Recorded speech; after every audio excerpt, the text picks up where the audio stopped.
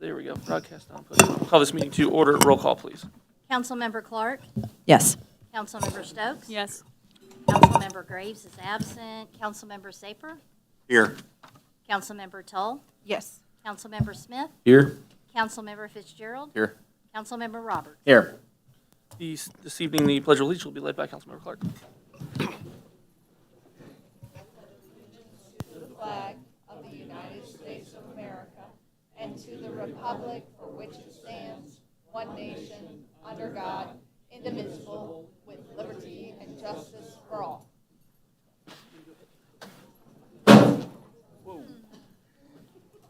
Whoa.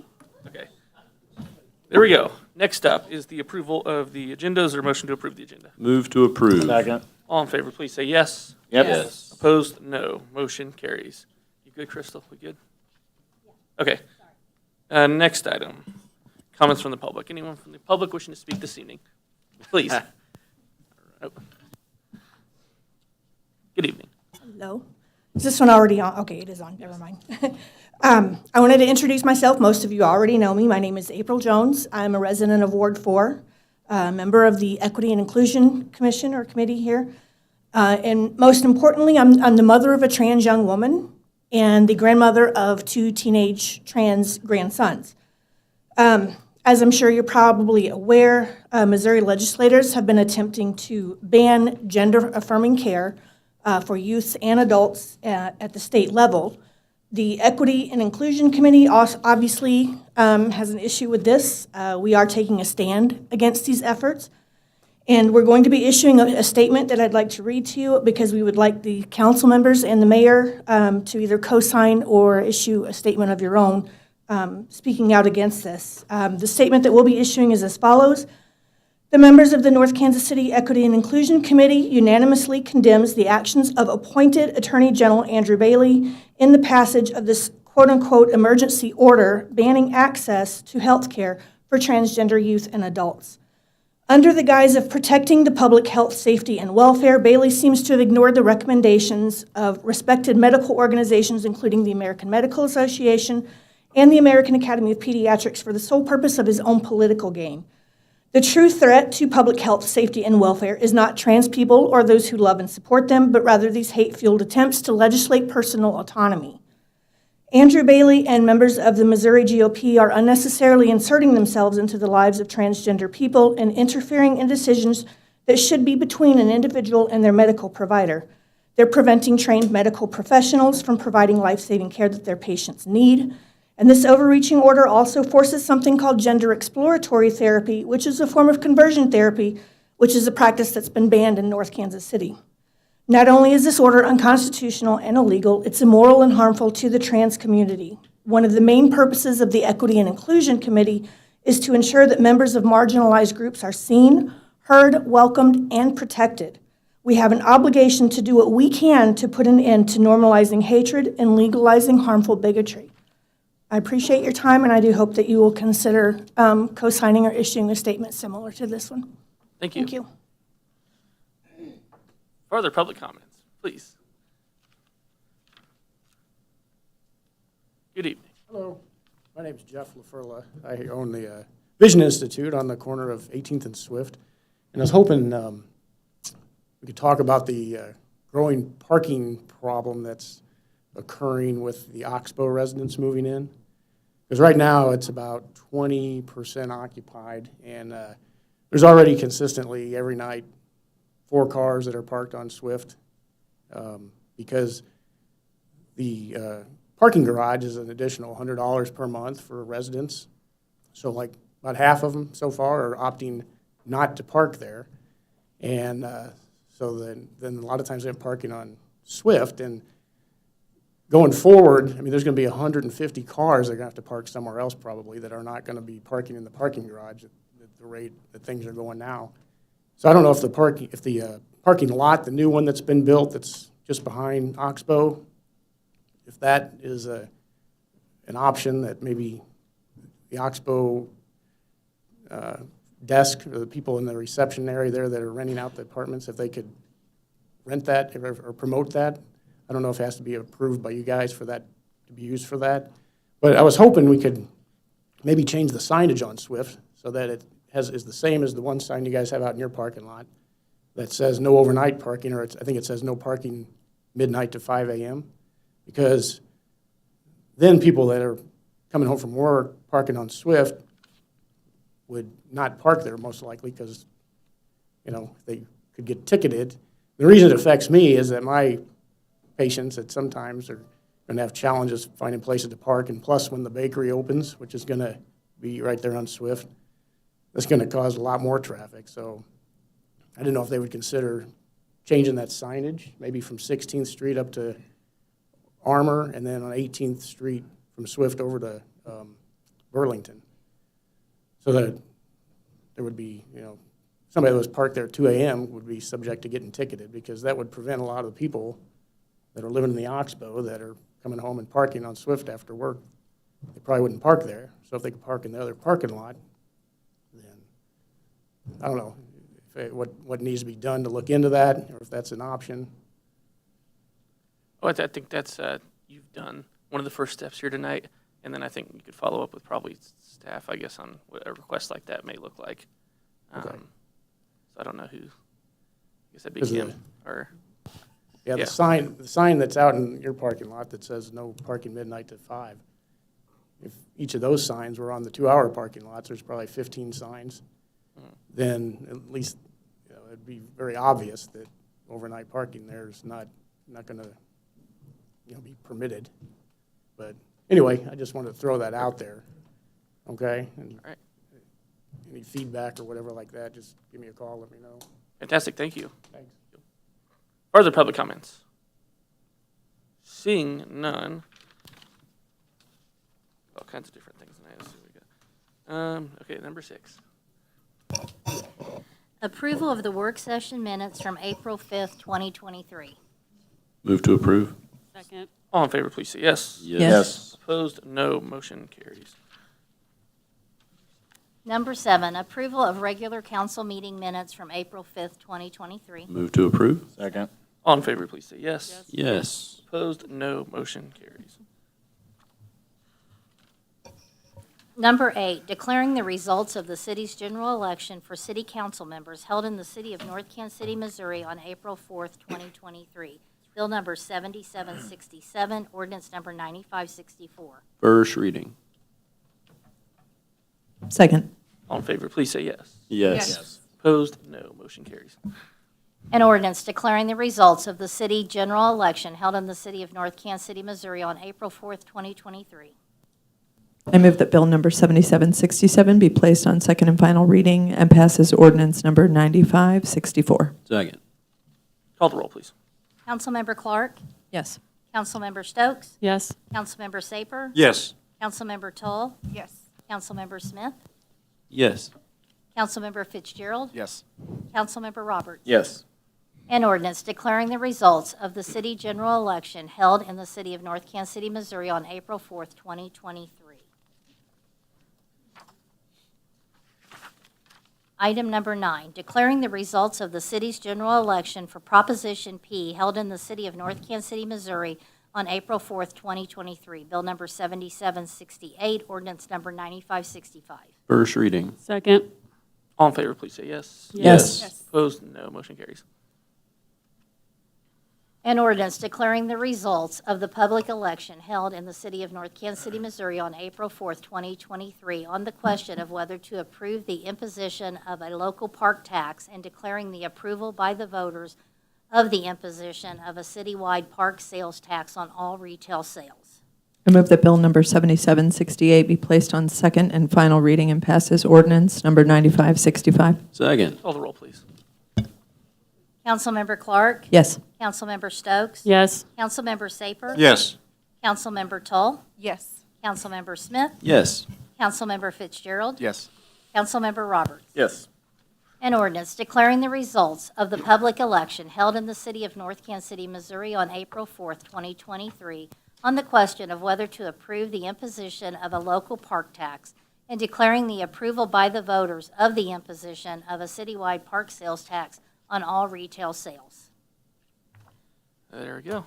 Congratulations. We now have almost new council members in Prop P has passed, thanks to Liz back there as well, and the Parks Board. With that, we will now have number 10, which is the oath of office for the new council members elected on April 4th, 2023. So if you all want to come up or step down, yeah. And Crystal will read the oath in a group here.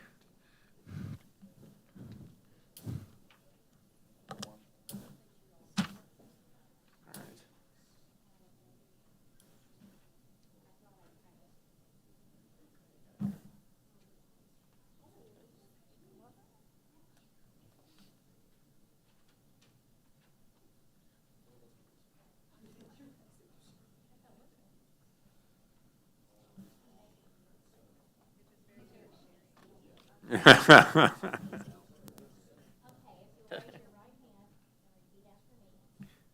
state your name. Do solemnly swear. That I possess. All the qualifications. Of council member. As prescribed by law. That I will support. The Constitution of the United States. And of the state of Missouri. Of the provisions. Just the provisions. Of all laws. Of this state. Affecting cities of this class. And the ordinances. Of the city. Of North Kansas City, Missouri. And will faithfully demean myself. So help me God. You guys can all sign. All right, congratulations. Before you run off, can I get a photo? I will add, okay, yeah, do that photo. So can I get the newly sworn in the front, Legacy Council in the back, please?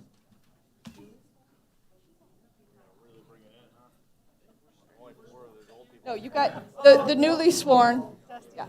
Newly sworn in the front. Okay, can you guys center up? You guys are asymmetrical. It's driving me crazy. Yes. Yes. Ready?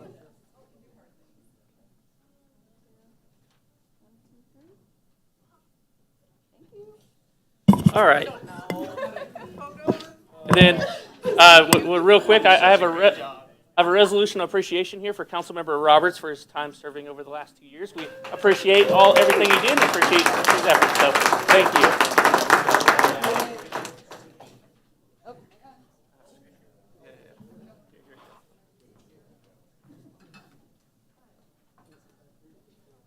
There you go. Thank you. Appreciate everything. And with that, we will take a 5-minute or so recess, and then we'll get back to work here. So, recess. Boom.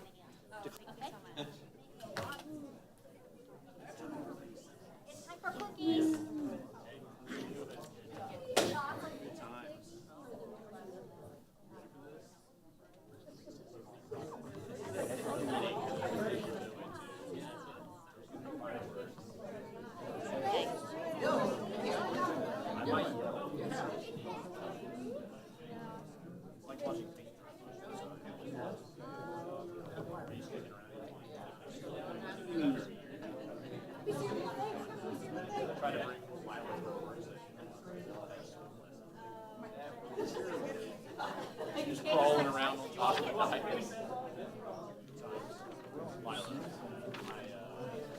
Where's just a regular agenda? Does this have every, this doesn't even. Which, by the way. It has everything on it. Oh, it does, okay.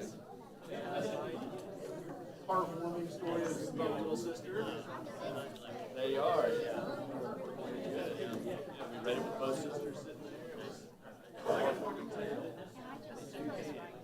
Hooray. Good stuff.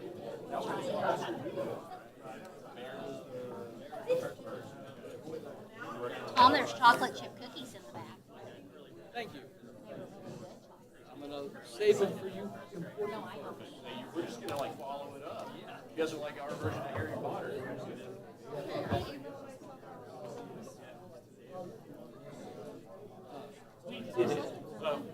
There's a problem. Yes. Just now, it can stay on the consent agenda unless it pulls it off.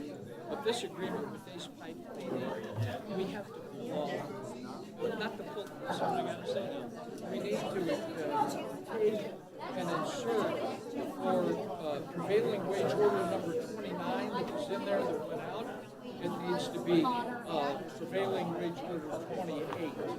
So we now have 28. 27 is what's in here. Wait, what? What's in here? What's in the packet? It was 29. And we're at 28. Yeah, because just so you understand. So why don't we have the poll? I'm just telling, we need to tell them that it's not 29 that went out. That's what the document said, it's 28. But that's not part of the document. But what went to the council? So they don't need to. They don't need to make some sort of amendment. No, already not been- at all. okay. Just so they know it's been substituted. And they want me to say it, I'll say it, but Anthony brought it on. You know what? Right before I call the consent agenda, I might pull one off too. Well, that's okay. Okay.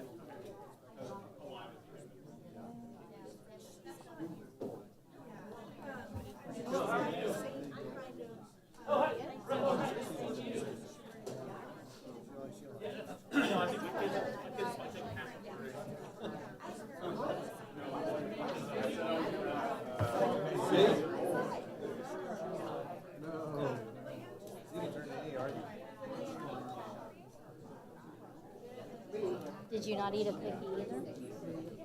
What's the point buying cookies if nobody's going to eat them?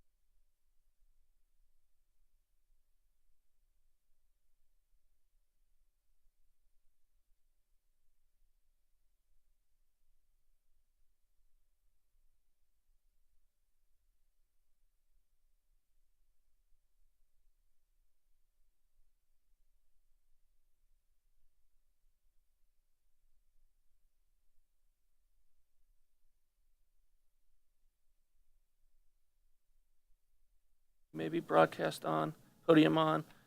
We're all settled up here. Got our new spot. Okay. Well, welcome new council members, and we'll get right to it here. Consent agenda, but I'm going to make Tom, since you mentioned it, you have an update on number 24 you wanted to give, very briefly. Right. You can leave it on the consent agenda if you would like. However, this was a piggyback contract for an emergency. It had been bid by Joplin, and we can piggyback onto it. Okay, other cities have onto their contract. However, when I put our agreement together and sent it out, it used prevailing wage order 29, which is the current one.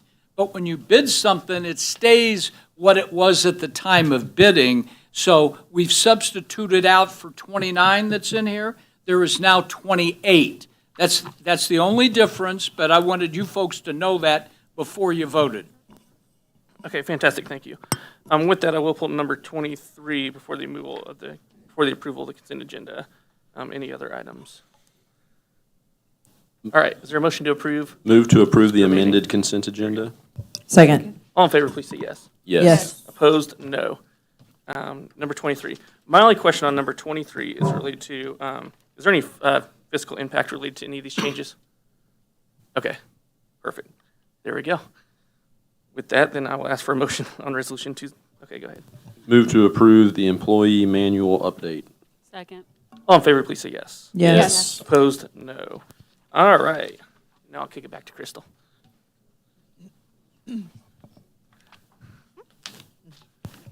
25, selection of mayor pro tempore. All right, so we'll do the similar we did before. Accept nominations. If there's only one, then we'll do a yes, no. If there's multiple, then we'll go around and vote individually by the name. Okay, who do we? Councilmember Smith. I believe that Councilwoman Toll has done an excellent job, and I would nominate her to continue in the role as Mayor Pro Tem. We have Councilmember I Toll. would second that. Okay. Do you accept the nomination? I better make sure first. I do, thank you. Okay, you do. Okay, are there further nominations? Seeing none, then we'll vote on Councilmember Toll as Mayor Pro Tem. All in favor, please say yes. Yes, yes. Opposed? No. Motion carries. Next item is number 26, selection of Councilmember to serve on Planning Commission. Same process here. Are there any nominations or self-nominations? Councilmember Toll. I nominate Councilman Smith. All right, we have Councilmember Smith. Are there further, or do you accept that? Yes. Okay, are there further nominations? Seeing none, we'll take a yes/no vote on that. All in favor of Councilmember Smith, please say yes. Yes. Opposed? No. Motion carries. There we go. And now back to you. 27, KCATA proposed contract discussion. Oh. Did you break something back there? That's probably my kids. I know. Yeah, I know that's what it is.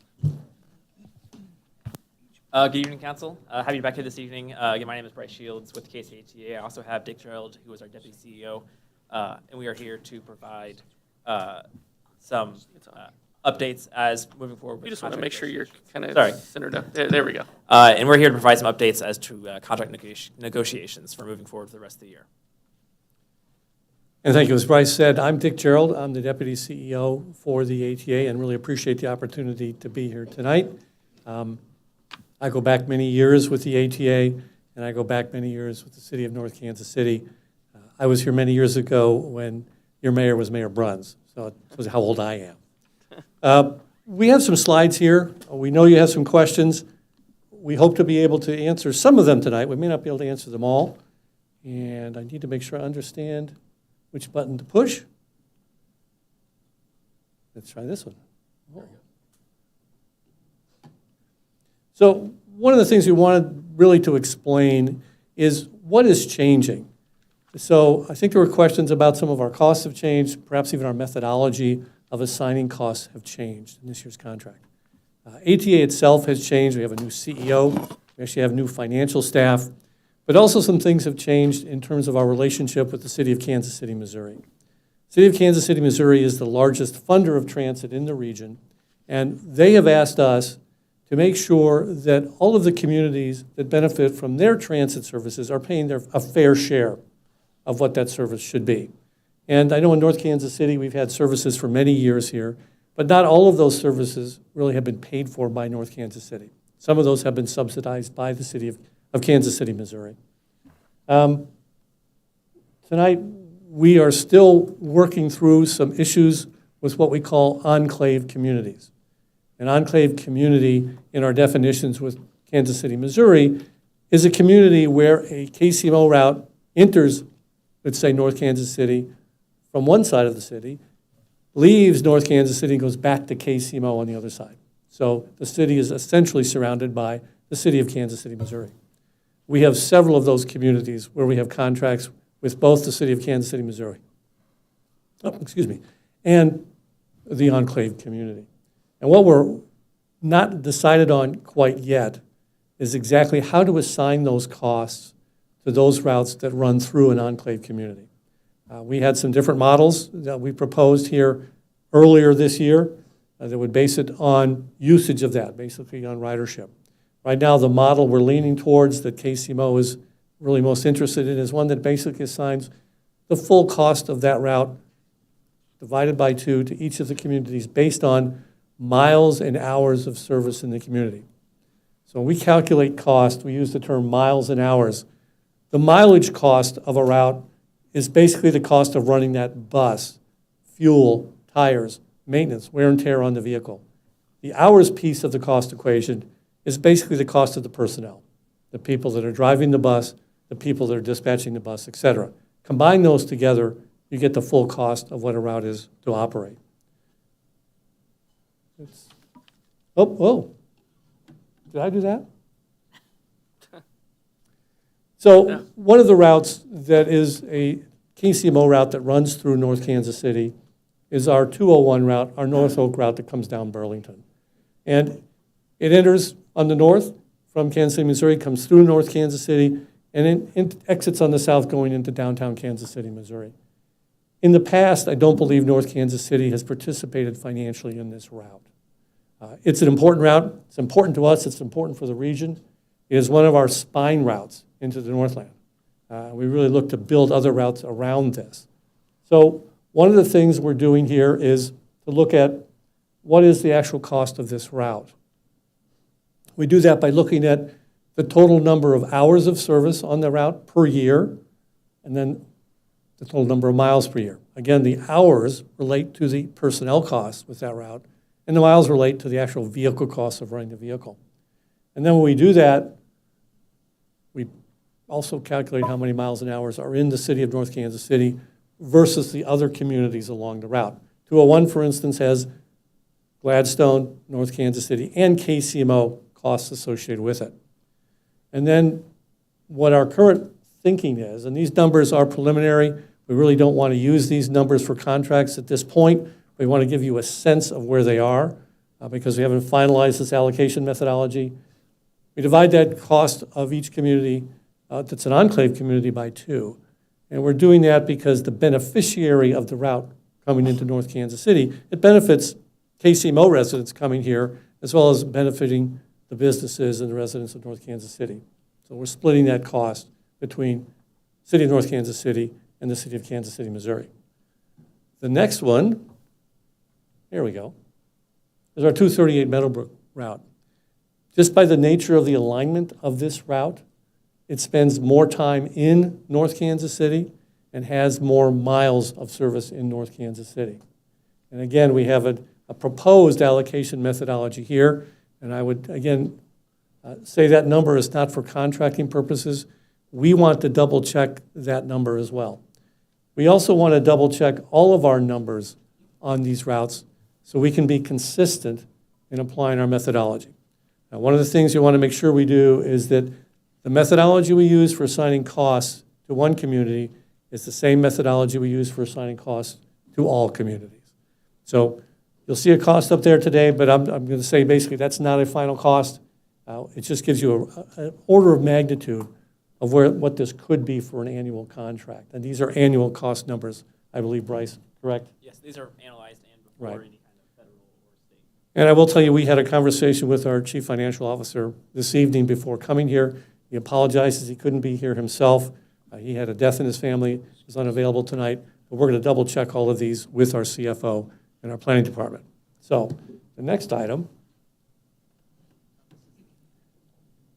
that's fine.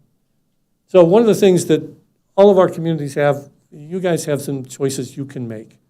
And there are also some things that you can't control. So each community decides which routes they wish to participate in, what routes they may want to have that are strictly within their own community. You totally dictate that if you pick a route that stays within the city of North Kansas City. However, if there's a route that's an enclave community route, such as the 201 that comes from Kansas City, Missouri, through your community, the decision there is whether you want to participate in that cost with KCMO. And in those cases, for instance, that route, the fare would be dictated by KCMO, and right now KCMO is having a 0 fare on their fixed routes. So there's some decisions to make. There's some combinations of different routes that could be put together, depending on what those costs are. Councilmember Smith. So if I'm understanding correctly, we as an enclave city can't opt out of the 201. Like that's going to run through North Kansas City one way or another. So that's a very good question. That's correct. That route's running on public streets, so it's running through. Sure. Whether you pay for it or not is your decision. So what could happen, and I don't want to say this would Sure. happen, was if North Kansas City said, that's just too expensive for us to pay for that route. Kansas City, Missouri could say, yeah, we still have to run through there to get to downtown Kansas City, Missouri, but we're not going to stop in North Kansas City. So doors closed. Could be doors closed, yes. Okay. The second piece you mentioned was that Kansas City, Missouri has decided on 0 fare. Correct. And that's a decision that we have no say in. We haven't been at the table to discuss that. None of the enclave cities, to my knowledge, have had any input in that. What does that do to the cost, like to the operating budget? If there is no money collected for fares, does that not push much more cost onto the enclave cities? So basically, it pushes costs onto everyone, Okay. to all of the communities. So those at the table and those not at the table. Correct, because all of our, in the past, what we have done, here's the service cost. We're going to apply what federal resources we can. We're going to apply what state of Missouri resources we can. We're going to apply fair revenue to that cost. And the net cost then to each community is after we've applied those cost factors. Okay. Now, a route that is strictly within the limits of North Kansas City, you can control that totally and set the fare anywhere you would like to on that route. Sure. But on the enclave route, what we don't want to have is when you get into Gladstone, you have a fare. When you get out of Gladstone, there's no fare. When you get back in North Kansas City, there's a fare. It would be mass confusion. Absolutely. But the struggle for me is we have 2 enclave routes and none fully contained. So we're beholden to the decision that was made without our input, which is pushing a significant amount of cost our direction, with the only alternative, close the doors, right? We close the doors when you run through town, which won't only hurt our people. It'll hurt folks from Kansas City coming to work here. So it's a couple really rough decisions for us to look at. And I don't envy the position you're standing in because you didn't make the decision either. Well, I certainly appreciate what you're saying and understand it's a very difficult decision. That's one of the reasons we want our numbers to be right. I looked at some of these numbers for the first time this evening. Some of them I question, have we done the allocation correctly, and are we comfortable with the methodology? So we will be able to get firm numbers for you soon. But again, we want to make sure we give you the right numbers and the methodology is consistent for all of our communities. I'm going to ask you a question related to your governing body. What is the composition of that? So we're part of a bi-state compact. States of Kansas and Missouri formed this entity in 1965 by legislation of the state of Missouri and the state of Kansas. It was approved by Congress. So the compact states we have 5 commissioners from Missouri. We have 5 commissioners from the state of Kansas. And that's the makeup of our 10-member board. Okay, who decides those 5? And we'll focus on Missouri here. So the membership from Missouri, there's one that's a Kansas City, Missouri direct appoint from the mayor. Clay County, Platte County, each nominate members that have to be in Kansas City, Missouri, that the mayor of Kansas City, Missouri picks from that slate. Okay. There's a member from Cass County and a member from Jackson County on Missouri. Okay, thank you. Just to follow up on that, are any of the board members, the current board members, also employed by the city of Kansas City? Yes, one is. Actually, 2 are now. So 2 of the board members of KCATA are also, okay. Yep. I thought I saw. Okay, Councilmember Safer. The platform costs and the mileage costs are the same whether you have to go through these enclave cities, and those stay the same. Correct. And so there's no added cost to much of the service in North Kansas City. It's almost like pretty much zero cost because there aren't that many stops. So your allocation formula seems incredibly simple-minded at this point.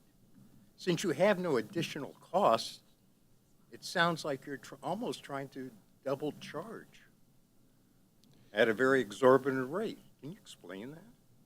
So there is no significant cost increase of stopping in North Kansas City or any enclave community.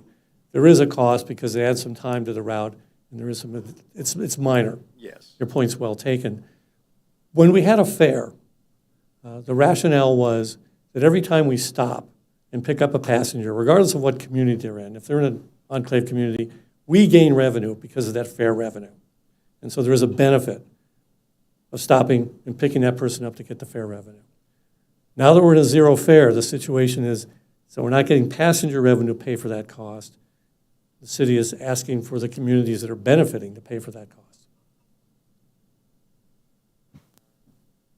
Keep going. Just as a follow-up, yeah, but the calculations seem way out of bounds for that increased cost, which is very close to zero. And here you're asking us to pay. I hear what you're saying. Incredible amounts when your costs are essentially zero. So how do you justify that? How could anyone justify that? So this is based on our contract with the city of Kansas City, Missouri, and their definition of enclave community and how they would like those costs allocated on the routes they're paying for. Someone has to pay for that route. Councilmember Smith. So I'm trying to back into how all this, and I appreciate your position here. You're the guy that gets to come and tell us the bad news that often you didn't decide that bad news. Sometimes we put our staff in those crosshairs as well, and I feel terrible when we do. But it sounds like there are decisions being made by the city of Kansas City as the largest payer, also by the city of Kansas City by virtue of having board seats with the KCATA, to pick a formula. So you mentioned there was a platform formula, there's the miles plus hours, there's a number that have been kicked around. There's a ridership formula. Ridership formula. Does the miles plus hours divided by 2, it sounds like there's a calculation to figure out sort of what it costs to run the route in the municipality. Then there's a 50% share being proposed. How did that compare for the enclave city costs to the other formulas? Was this the highest cost to enclave cities, or was this the middle? Where did it land? I don't know whether I have that information. I don't know, Bryce, whether you do or not. It depends a little bit on the models you're looking at. So the original model that we talked about back in March, I believe, was a consumer or consumption with the 50 divided. That would have been the lowest. And then after that, the miles plus hours divided by 2 is the next lowest. So the first one was the ridership model, right? Ridership, the consumption base. Ridership divided by half. Right. So it was based on how many people actually took the bus in or out of North Kansas, alightings or. Ridership percentage of the total cost of the route. And that was less than this. Do you remember by how much? I would have to look it up off the top of my head. I apologize. Okay. But I know this was the next lowest option, and then service consumed, that was the term we used. Without the divide was after that, and then miles plus hours without the divide was the highest cost. So, I mean, of course, the ones divided by 2 are going to be less, but the ridership model, which seems to be a more fair way to divide it, was kicked out by the city that wants to pay less money and then pushed onto the enclave cities, and that's where we find ourselves. I appreciate that there's some negotiation, like the 50% split, but it does. I mean, I may not go as far as Councilmember Saper to say it's small-minded, but it does feel unfair to us that, again, we don't have any say in that. We either get a yes or no, and then Or we run doors closed. I could just add to that, this miles and hours divided by 2 is not set yet either. Okay. It's something that's being considered. Our contract with the city of Kansas City, Missouri expires at the end of April. Right. So we're working on a new contract with the city of Kansas City, Missouri for beginning May 1. This decision on what the enclave formula is will be part of that contract that has not yet been put in place nor agreed to fully. Once that one's in place, there will be no flexibility for us, correct? In terms of the enclave routes, Correct. that is correct. Which are our only routes.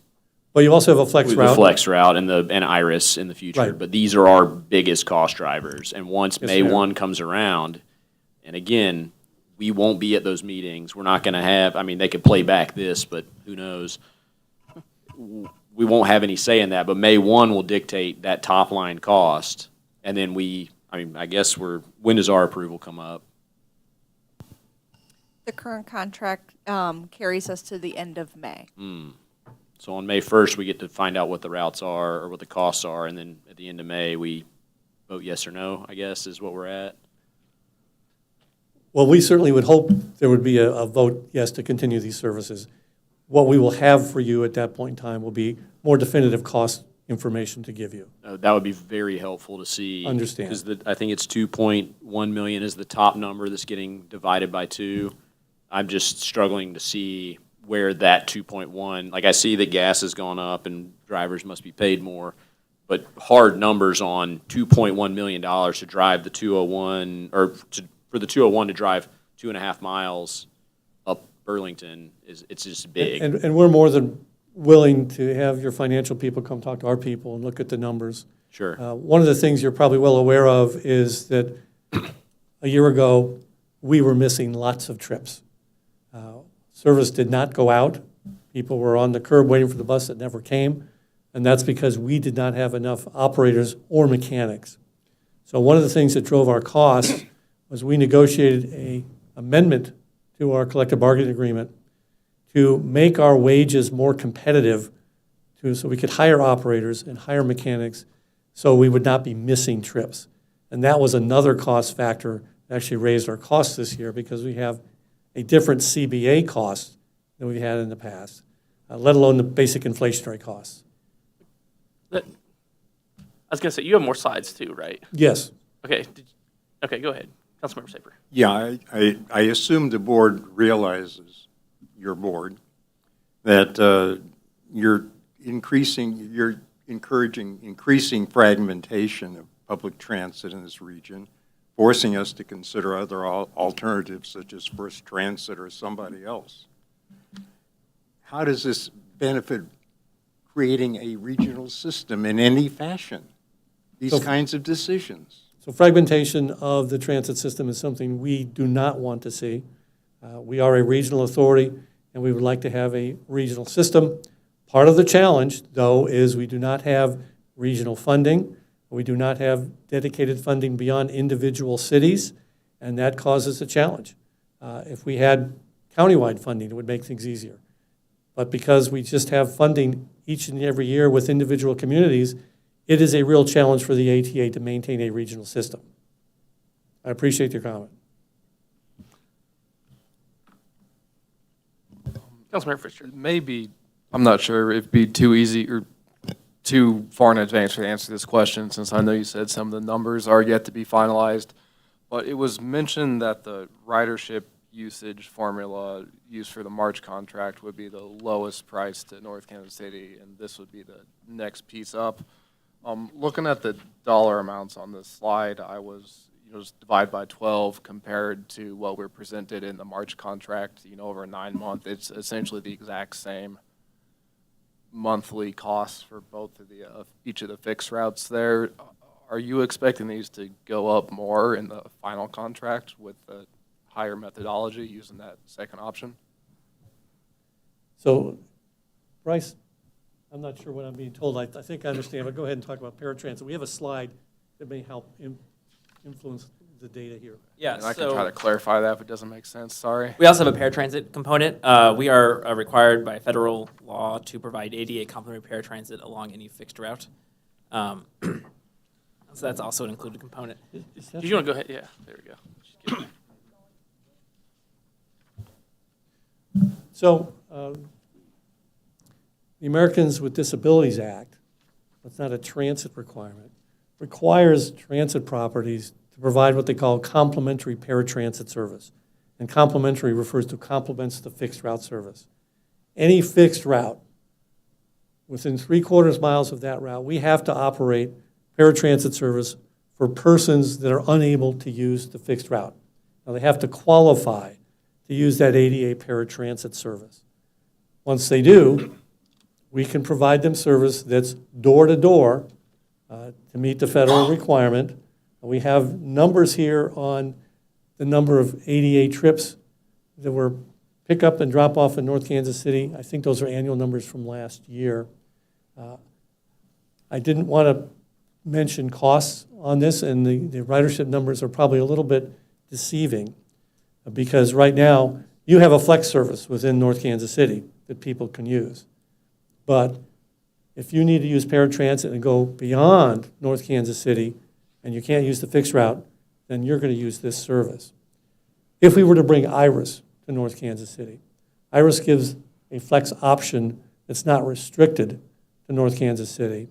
And some of these numbers may shift from the ADA, which is a very expensive service. They may shift to Iris at a lower cost. So I think it's a little premature for us to put a cost on paratransit. We get some estimates of what that ridership would be. But ADA paratransit, every trip costs more money. Unlike a bus, the more people that are on it, it spreads the cost over more people. Each ADA trip is very costly. That cost per trip, that's based on our competitive procurement. All that service is provided by WHC under a contract. So we have a cost per trip average of $50 per trip. So those add up in a hurry. So shifting persons that are able to use Iris to something like that would actually save money. And so this cost, I think, is a little early to be putting that cost out there on ADA paratransit. And I'll add one other thing. Our records show all of these ADA trips, at least one leg of that trip is in another community. They're not totally within North Kansas City. Councilmember Smith. So the paratransit, we don't have yeah, you said you don't want to estimate that cost. That would be a pretty tricky one to pull. But that will be in addition to the number that we're already seeing on the contract. Yeah, so the way the ADA complementary paratransit costs work, since the cost is based on how many trips are actually taken, we would do an estimate of what we think it would be, reconcile that at the end of the year in the next year's contract based on actuals. At this point in time, those numbers on that screen are simply actuals from last year. We need to understand better what it might look like in this coming year. It would likely go down because with the advent of Iris, people can now pick up a flex route based at the curb and go anywhere in the region, and some of them may be able to use Iris and not need the ADA requirement. And clarify what you said, the 5,100 and the 5,000, did those include the flex, or is this just purely the ADA service? That's purely the ADA service. Okay.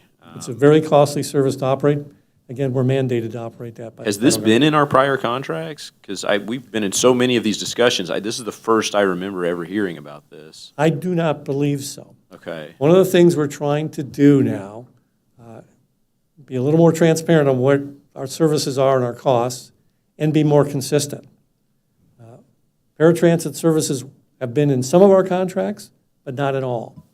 And so we're trying to understand that, again, fair share of costs across the board for all communities using the same methodology. Councilmember Tull. If we were to choose to run the fixed routes through here, doors closed, and opt out, would that mean that North Kansas City is no longer an option for drop-off for these ADA routes?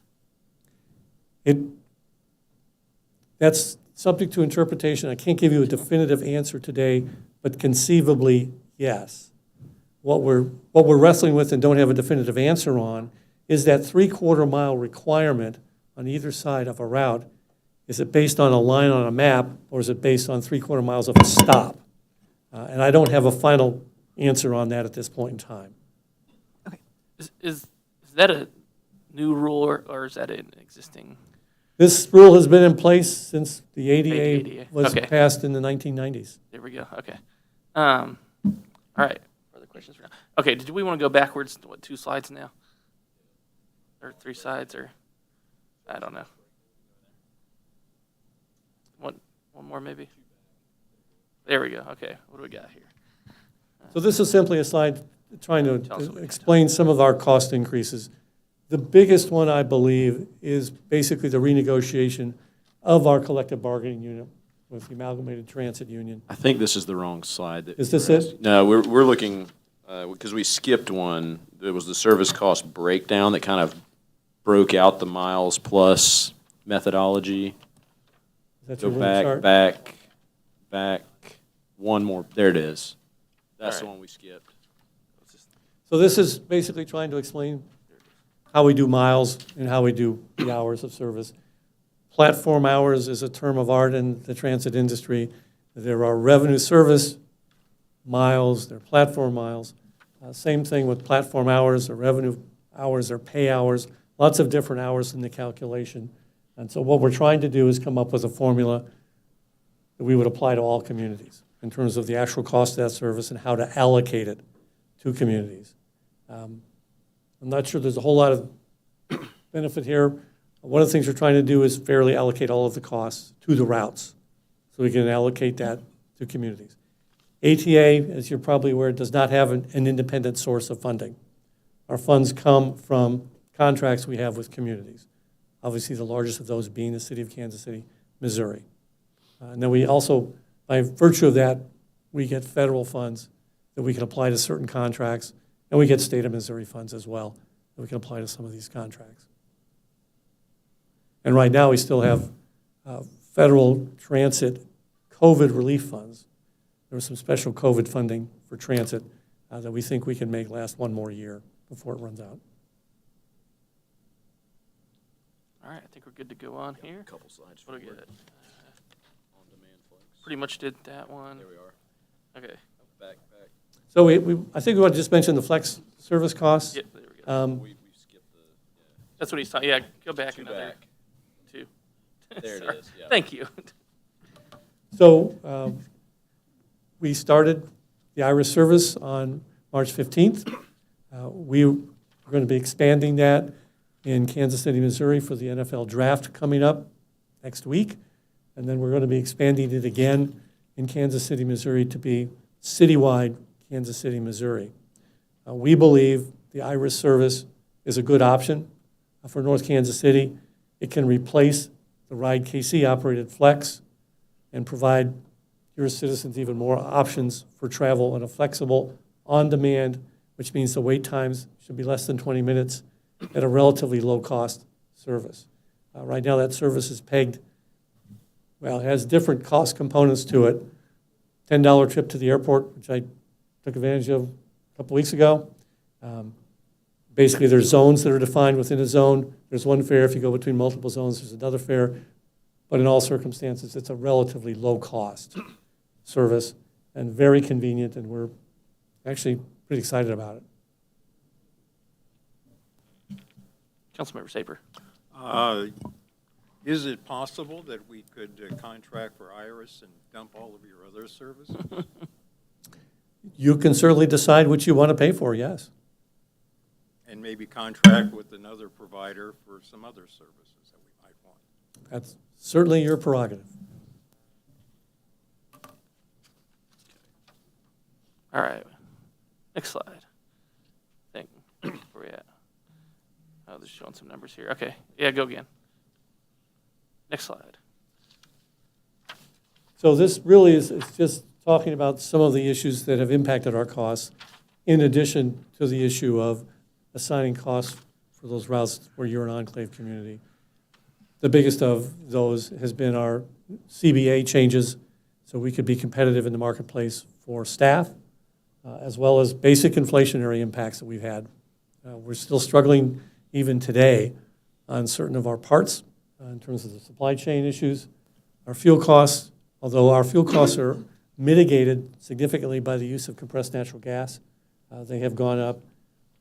We're still dealing with an aged fleet, and that those costs go up year in, year out. We are looking to replace some buses, which would bring some of that down a little bit. But our costs are what they are. Unfortunately, they have gone up. And we're just basically passing that on to those that are funding transit. And basically, what we really wanted to say tonight is that we don't have final numbers for you. We want to work on those and make sure they're the right numbers for you to consider. We know you need those to make decisions, and we want to make sure what we do with North Kansas City is consistent with what we do with all the communities and make sure the methodologies are the same. Again, so you have good information that you can make a decision on. Thank you. Let me ask, so Kansas City's obviously putting the Enclave stuff in their contract. So their position has been if they, Enclave cities do not want to pay 100%, then they're not going to sign a contract with you guys either? I mean, what is their plan here? What is a plan? I don't know that we know that at this point in time. We know one of the options is, I think has been expressed here, that route has to come through North Kansas City to get to downtown, but it could come through here not stopping. So that is certainly an option they could put forth. North Kansas City could say, yeah, that route's too expensive, but I still want this one over here, and I want to pay for that one, but not that one. We believe the folks that would be disadvantaged by that live in both communities. Yeah. I agree, definitely. Public transit, it's something we need to figure out, and I believe we do want to figure out. Certainly, the gap seems to be increasing here, and I know that's concerning to several. Councilmember Smith. Okay. So I appreciate the presentation. Bryce may have warned you that I've been the kind of the thorn in the side on this one for a little while. Sorry about that. I promise Not a problem. I'm not trying to come after you. Okay. So we're from what I understand, like we're the first Enclave city to have this conversation, right? That's correct. Okay. Your contract came up early in the year. Of course. The rest of these, we were looking to occur in the third quarter of this year. Okay, so we get to be the bellwether, so to speak. I wonder how these conversations are going to go with other Enclave cities who are, from what I understand, paying quite low, because it's been inconsistent how cities are being charged, and that's no secret. So when they see these big numbers, I don't know if they've seen them yet. They have not. How do you see those conversations going? I think it's going to depend on the community. Yeah, so we have a casino in town, right? We have the gaming fund, and we've made a point not to put ongoing expenses like transit coming out of our gaming fund. We did a 10-year projection during our work session that shows if we approve a contract like this, it's going to tank our transportation budget. And we're a city that has the casino money to fall back on. Right. Others don't. And if they're deciding between basic road infrastructure and having public transit, like that's going to be an impossible decision. So it's going to have to take cities saying no. And Kansas City, and I appreciate what they've done, right? The zero fare is great for those on the margins who can ill afford to pay a full fare ride, but it's also created an inconceivable cost problem that now you're having to stand up here and tell us, we got to figure out how to fill the gap. We had all these, we don't have regional funding, but you had fares, and now you don't. And that was a unilateral decision by the largest player in the game. And for the rest of us, we're left to figure it out. And it seems like right now the only option is to say no and see where the chips fall. If they want to run doors closed, that's a terrible decision because it fragments things up. But asking us to pay this kind of money, it's not going to work. And that's my strong opinion. And I'd be happy to have that dialogue with Kansas City, Missouri, or the two employees that sit on your board, however that looks. But it's got to happen before May 1st. Because if that contract goes in, the rest of us are sitting here just going to have to say no. So I hate that we've gotten to this point. So, question of timeline again.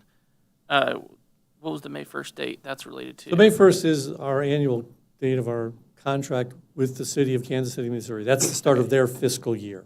Okay. So that's the contract. Have they passed any sort of contract out of committee or out of their council yet? I do not believe so. Okay. We made a presentation on the numbers that are in that contract to our finance committee today and hope to take those same numbers. The KCMO budget which includes the funding for ATA, has been passed. Got it. What has not been passed or discussed yet is the contract with us for that fiscal year that begins May 1. Okay. And I'll just say one thing, and I appreciate your comments, Councilman. The Enclave Community document is simply a definitional methodology. It doesn't say what might happen should a community say, I can't afford it. And I think the comment about perhaps a conversation with Casey Mo may not be a bad idea. So I'm going to ask you now about challenge you on all your communities here. Okay, you told me before the meeting. So what are your enclave cities though? So we have enclave communities. Yeah. Gladstone is one. Yeah. Raytown, and then North Kansas City. Okay. There And are other small villages that are enclave communities. You can go up North Oak Traffic Way, for instance. Yeah. You can go up. The Oaks. 229 route to the airport. What we'd like to do is, at some level, we exempt a village that doesn't have hardly a budget to begin with from that enclave definition. Again, that's not settled yet. Okay, but you have contracts with other municipalities as well, though, right? We have contracts with Raytown, we have contracts with Gladstone, we have other communities, Grandview, City of Independence, Unified Government of Wyandotte County, Blue Springs, and the like, Lee Summit. But I think the enclaves are the three. Yeah, Gladstone, North Kansas City, and Raytown. Perfect. Okay, that's all I had for the moment. I thought I saw some more hands here somewhere. There you go, Councilmember Till. I want to thank you for coming to present because we've had a lot of discussion, and this seems like the most productive meeting that we've had so far. And I'm gathering now that that's because there really just weren't any answers, and you're still coming up with the answers leading up to this. I know that this is out of your hands, but I would second being able to have a voice at the table because I know that you're working on making things equitable across communities. But for us and the size of our community, splitting that piece 50-50 is not equitable. Looking at the number of people that we have coming and going, as was originally planned and already was a great price increase, would be more equitable and easier for us to stair step up if we were looking at phasing this in. And I wish that there was a way to make our voices heard where it matters. So, but I appreciate you coming to speak to us. I think this was very helpful, very useful, and I think we've got some difficult decisions. Everyone up here supports public transportation, but there will be a limit to what we can afford to do and keep other things running. And there will have to be creative alternatives if we're looking beyond this, because we know we have to provide a service to our people. But this doesn't seem to be the most equitable solution for the enclave cities. So I would throw out one option that the governing body has is, they can certainly always draft and pass some sort of resolution like we do on any policy. You might remember we did one several years ago related to video lottery terminals, essentially writing a letter that we all come together on. Because, that's one way to send our voice, and then that letter could be carried to, you guys, the board, other cities, wherever. So that could be something we could consider at the next meeting, is kind of making a policy statement via resolution. Oh, yeah. the Mr. May Mayor? 1st contract, yes. That's after Please. their contract is. So I would also add that our board meets monthly. Their next meeting is next Wednesday at noon. They basically approved a 2-month extension to the North Kansas City contract, which would take it till June, which means they will have to discuss it in May. And it would be discussed at our Finance Committee meeting and at the board meeting in May. And there are opportunities for public comment at all of those meetings. Perfect. Okay. So definitely something we take advantage of or do via, like I said. April 26th was the date. Yes, is that the Wednesday? Yeah. Next Wednesday, April 26th. Okay. Okay, there we go. Councilmember Safer. When did the other Enclave City contracts up in September, you said? So Gladstone comes up at the end of June, so July 1 is when their contract July expires. 1. July 1. And Raytown runs off of their financial calendar, so their contract actually comes up for renewal, expires at the end of October. So November 1 when a new contract would come up for them. So at the very least, it seems like a temporary compromise would be to have at least ours match, what is it, Raytown? No, theirs is in October. The Gladstone is in July 1. July 1. Hmm? July 1. yes. To extend it to July 1, our contract to July 1, so we can actually have some internal conversations among enclave cities about how we want to handle you. Yeah, goes right for it. Understood. Further comments? Oh, Go ahead, Councilmember Smith. Last one from me. For the eventual contract discussion, if, Kansas City decides on May 1st to go ahead with the way it's laid out now, I would want to see, and I think you mentioned this, the exact calculation, like not how we're splitting it, but how we're actually getting to the number that we're splitting, the 2.1 million or whatever that number is. Because right now we've got this broad category, well, it's miles and it's hours, gas is more expensive, equipment, but how are we getting that number? Like the actual spreadsheet We could have for our it? CFO discuss that. Okay, thank you. Councilmember Saper. Whatever those numbers are, we have to remember that those costs are going to happen whether we're opting in or not. So we're essentially a costless part of that route, of those fixed routes. And now they want to dump a large cost upon us, and that's something we're going to have to really consider very seriously. Sorry. Councilmember Smith. Yeah, so what you said about replacing the lost fare, because you mentioned it was a net benefit when somebody would get on and they would pay a fare, and now we don't have that. Could it be run up to see what would it have been if you're running in North Kansas City and people had been paying fares? Like, whatever the fare was, I don't know what it was before we went to zero, but if you mock that up, because now we're being asked to fill that gap, right? Like, that's essentially what's happening with this new structure. If you mock it up with what we would be paying in, what our people riding would be paying in, and then charge us the difference, the additional over top of that, because it wasn't our decision to take the fares away. So that seems more fair. I hear what you're saying. If you can pitch that, I don't know. Maybe I'll just show up and make it public. And our slides do show, I think, average daily ridership on each of those routes. 223. The fare was $1.50. $1.50. So that would Perfect. be, yep. Well, I think we'll do it again sometime soon. We will stay in touch, Mayor, Yes. with you and the staff. Definitely. Fantastic. Look forward to it, and yeah, to be continued. Thank you for coming. You're welcome. Thank you. Thank you, Council. Yeah, thank you. Good. Have a good one. Next item, please. Item 28, discussion of strategic plan goal prioritization. Okay. So this had kind of come up after we did our last strategic plan goal, and as it notes, the goal is to get down to 4 or 5 goals per priority area. But as I'm looking at this, so that would put us about 25 goals, and we have 27 on the sheet total. Because doing it by priority area, I'll throw out, feels kind of arbitrary without really listing who's going to be responsible in the timelines. Is it possible we just eliminate 2 overall and then get into the 25 total? I don't think I'm following. Okay, so you have 5 categories, right? Correct. And you say 4 to 5 goals per priority area. Correct. So that'd be a total of 25 goals. Well, I would prefer 3 to 4, 5 maximum. So again, the conversation Oh, I went to the max, is yeah. that either we can do a lot of things very badly, or we could do a few things really, really well. And then as we complete them, have a conversation about adding new goals to the list. So again, that would be the concern. Staff's concern is you could put 900 things in here and we're going to do 900 things very badly.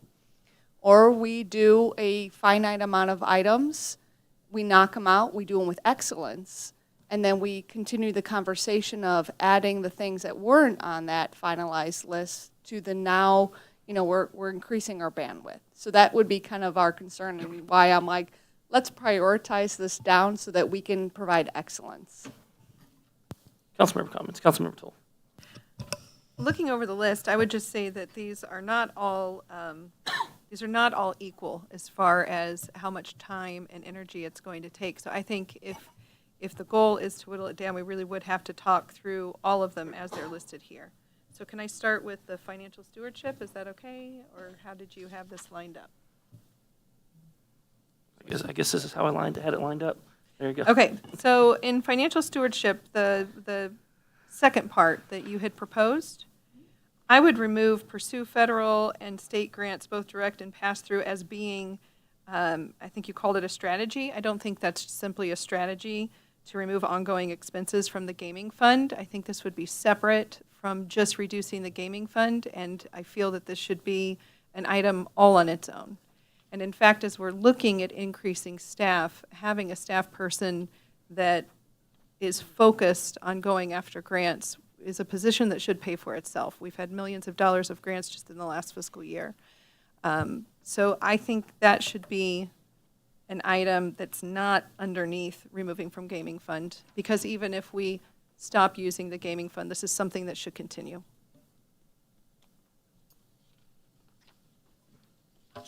Other comments? All right, there you go, Councilmember Smith. So that is true. That does kind of take us in the wrong direction on whittling things down. Yeah. I mean, you're right. The grants are a separate behemoth, but if we are allowed to keep it the way Kim proposed or however staff proposed, and it stays on there, so are you saying we move it to make it a fourth major bullet? Exactly. It would be a fourth major bullet. I mean, I'm good with that. So we've added a bullet, There we go. Kim. We're We've gone going, up one. we're doing well. No, but item one, plus- I mean, even if we move that, it's still, between 3 and 5. Yep. So I would say if the council is amenable, number 1 is done. Good. Okay. Number 2, I'd still go back to removing Parks and Recs items, because that's definitely still not something that administration should be managing. Yeah, I agree. The bottom 3 bullets, That includes Butterfly. yeah. Hold on, 2 pieces there. We'll start with the Parks and Recs items. Although I don't disagree with these priorities and these goals, definitely something I think the Parks Board should focus on rather than us. I just have a question on that. Does that mean we can't couple with them for that- financial this- reasons or this anything wouldn't- like that? Like, because I mean- a basketball court is kind of a large item, perhaps. Well, we can Possibly. continue to do lots of things that are on the list, like, trash services coming up, and that's not on the list. We're still going to do all of these things, and we can still partner with them to do these things. Okay, I just really want that basketball court to be done well and near in the future. And even though we just passed that tax, it still won't take an effect for a while. And to further add, getting down the goals here, like obviously the streetcar, as I said, they're finishing the final report right now, so there's really no, as to Councilmember Stoll's point, if you look at timing, there's really no action that's going to be taken on that probably in the next several months. So that's something to consider, I think, as council looks at, prioritizing these as well. From a staff perspective, and if we are pursuing grant funding, my recommendation would be to keep that streetcar in there. Yeah. Well, no, I was saying keep it, but I was saying, as you look at all of them, and you say, let's get down to 4 or 5, I'm saying as of right now, the streetcar, it should remain on here, but there's really no action happening right now. There shouldn't be much staff time involved in that, just because. I'm hoping that it increases in my staff time allocation. It will, but from my conversation with Tom the other day, it's not going to happen in the next couple months, probably. Councilmember Smith. So a number of these things are on here, for grant funding purposes, but they're not like immediate action items. So can we just put an asterisk by those? So they're still on the list, but they're not things you need to be using staff time on actively? So if we're looking at number 2, Yep. if you were to strike the lower 3, that is 4. Correct. But if we were to look for some sort of grant for, say, inclusive playgrounds, and we took Howell Street off, then we might not have as good a chance. Does that make sense? If we leave it on I know our Parks Director and 2 of our best board members are here hearing this, but if we leave it on, would that put us in a better position to obtain those grants? Let me ask, okay, a slightly different way. They're also doing a strategic plan of their own right now, and could have that on their list as well, which maybe we could piggyback on some application. Okay, sorry. I know they're working on theirs now. Yeah, Or and that's going to be. fine. I just understand that having them on Yeah. our strategic plan helps with getting grants, so like, why take them off if we can just emphasize the focus is on the other ones and asterisk the ones that are there specifically for funding? That's where I'm kind of struggling on getting it down to a certain number, because some of those are almost just placeholders and sitting on here. Well, maybe you hit the indent button and make them sub-goals. I really, like, I understand wanting a more concise plan, but if it's going to dock us for grant funding, it doesn't Makes sense. make sense to me. We're back to square one. Other, Councilmember Tool. It kind of goes back to what we were saying all along, though, which is instead of getting hung up on the number 5, to look at how labor-intensive these objectives are. For example, under number 1, we have pursue the marijuana sales tax, which we want to put on the ballot on the next ballot. So that's something that shouldn't take up an absorbent amount of time, and it should be over and done with at that point. Whereas the streetcar, we hope has. I would just say, running a ballot initiative is very labor intensive for staff. There is a lot of public education that goes along with a ballot initiative, no matter what you're asking on the ballot. So just please understand that there's a lot of coffee talks, there is a lot of educational. But when we're looking at timing, that's something that's coming up in the short term, whereas we were talking about streetcar as something that we hope to get to this year, but isn't going to have any work in the short term, right? That really depends on a lot of what the funding, a lot of what some of these studies come back and say. Okay, the other thing under number 2 is Butterfly Gardens, I don't think is a Parks and Rec endeavor. We have talked about locations just on the fly that might be in the park, but we've also talked about locations that are not park and rec associated. And if you end up going somewhere that's not in the park, it's not a Parks and Rec job. It would be something that the city was undertaking. I would think that it would be something that Shu and Anthony would be looking at possibly. But either way, I don't think we can loop that into the Parks and Rec, like the basketball court or like the House Street Playground.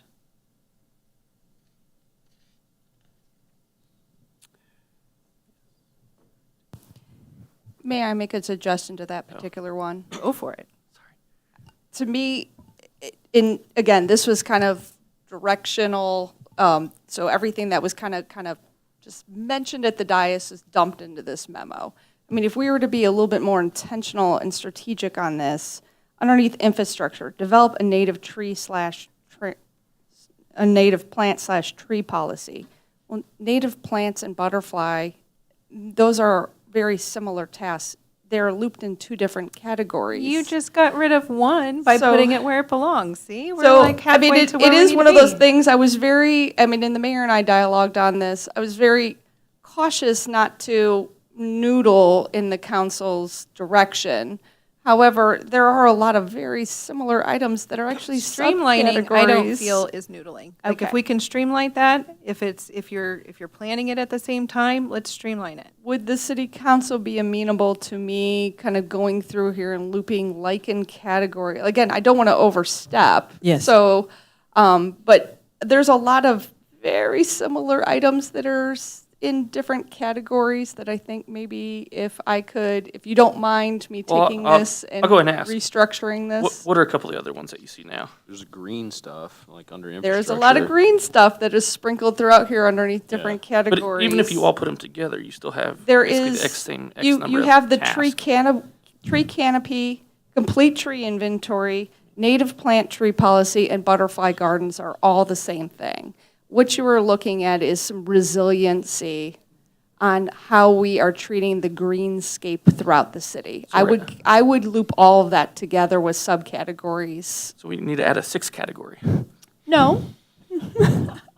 I think you could just recategorize, also address erosion issues, planting of native plants. I mean, again, that is your green space. That is addressing issues within your green space. So, Whatever council wants to do. So, yeah, Kim, I know this is your wheelhouse. Like, you are a planner, strategic planner. We've been through, 3 work sessions devoted to this, and now this meeting, and we're struggling at this point to narrow it down anymore. I would be okay trusting you to hone it in and make it actionable for staff, because you are the one that's going to be directing the staff and allocating that time. Is that something the council would be amenable to? Councilmember Toll. Okay, so I would like to say what I feel like I hear you saying is that this is a manageable list that just needs to be reorganized and written in an easier way to follow. Is that correct? Yes, it is incredibly fragmented, the way that it Okay. kind of, and again, that's just the way that natural dialogue, and this is some of the challenge I know that we have chatted before, you know, a dais versus a table, it's not really Yeah. a forum for dialogue. So the items are great. Our bullet list needs to be updated. The other thing I want to add is on number 4, we had added the very first bullet, collaborate on redevelopment opportunities, especially in industrial areas and affordable housing. And we had added increasing homeowner opportunities that didn't make it on that list. I think it was like explore ways to. I know.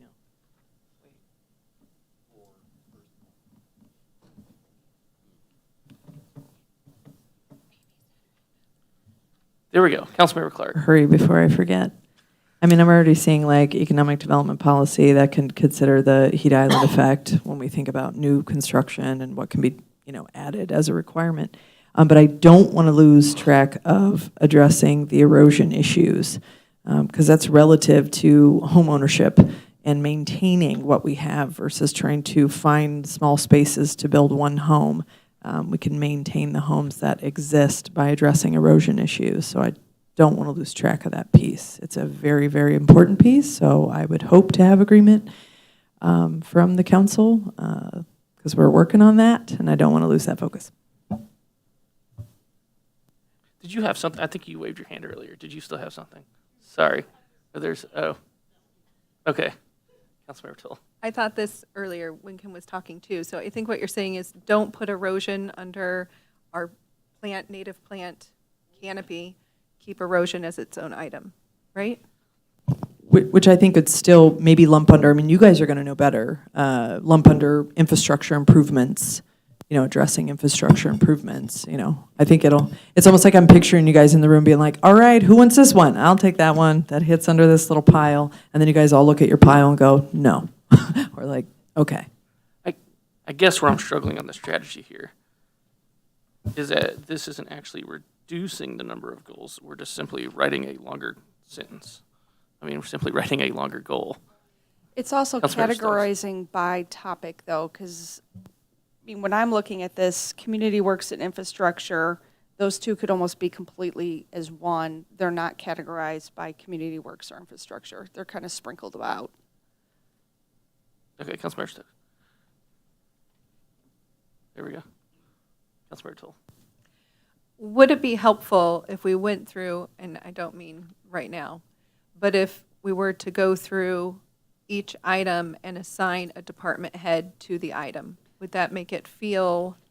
So I had already worked on that, and when I met with the mayor, we kind of got into, I'm not sure that we were communicating well. I had actually put this out onto a complete matrix with assignments on it.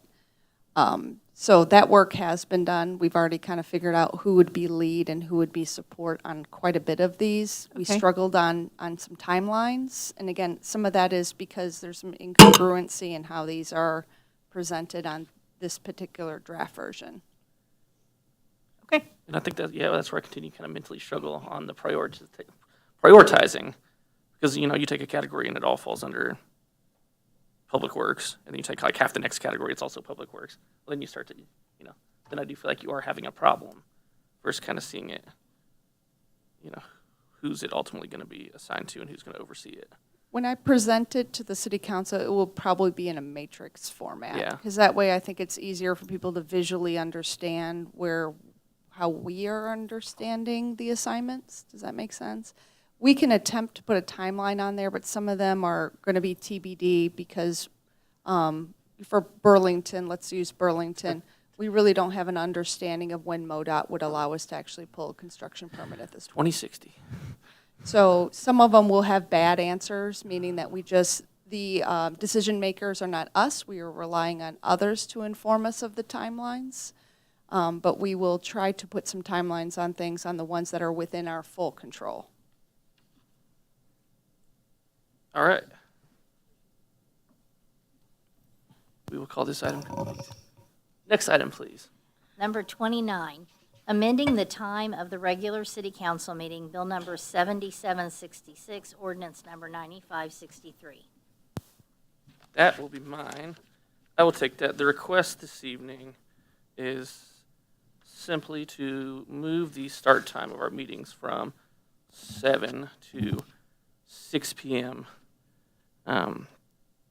As you know, we have work sessions practically every meeting and have them scheduled for the next 3, 4, 5 months straight. And oftentimes they run under 40, under 30, under 20 minutes in length.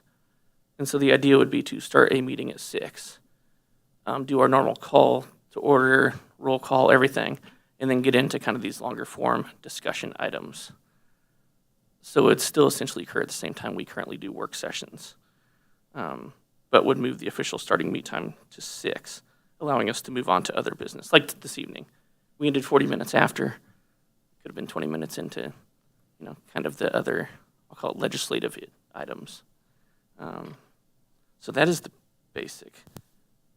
Councilmember Stokes. I'm definitely not opposed to this. The only thing I have is sometimes we want to go a little further. Like when we were discussing the strategic plan, we were at the hour and we still had things we kind of wanted to discuss. Will we have a time limit on these discussions, or would we just, if it's a 3-hour conversation, I think, and I think that's where, certainly if council sees a longer form item, wants to have it, they could always rearrange the agenda that night as well and move one of those items maybe to the end of the agenda if you want to knock out everything else out and then just get into an open, longer period.